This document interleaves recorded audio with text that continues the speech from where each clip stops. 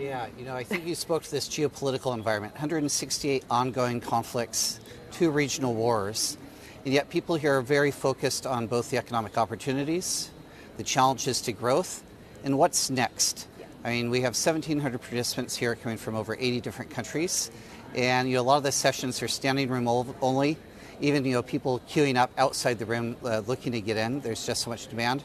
I think one of the hottest topics has been particularly around new energy vehicles, electrical vehicles, batteries, storage, these domains where China's been playing a leading role.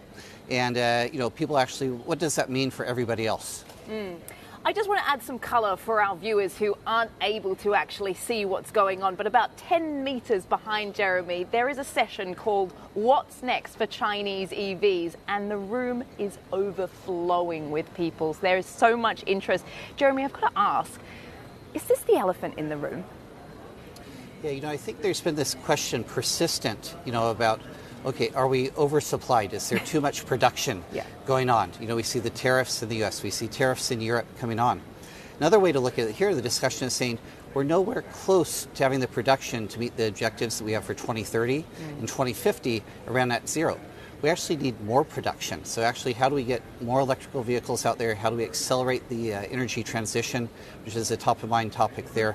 So this is where, it's a bit of a more nuanced and balanced discussion here than we've seen in some of the other media outlets. So how are some of the participants and the guests here talking about that exact thing? Because there seems to be a debate about when we look at trade and we're trying to fix climate change, that there needs to be a significant amount of investment in what you're saying, more products. And Premier Li was talking about this yesterday. We gave them to you. So don't really accuse us of having an overcapacity problem. But herein lies the issue, is that when you have these subsidies to incentivize corporates and governments, then it does create conflict. So how are some of the conversations aiming to tackle that? Yeah, I think we look at this across. There's pretty much subsidies in pretty much every country right now. We take the Inflation Reduction Act. That's a bucket load of subsidies, as it may be.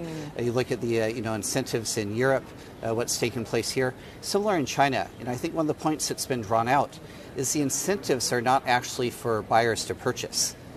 That's a highly competitive market. I mean, the competition in this country is extremely fierce. It probably looks a lot like what the automotive sector looked back 100 years ago when there were dozens of different companies. So there's likely to be consolidation that will follow, but there'll be new actors, new players, and they'll be on new drive systems in this case.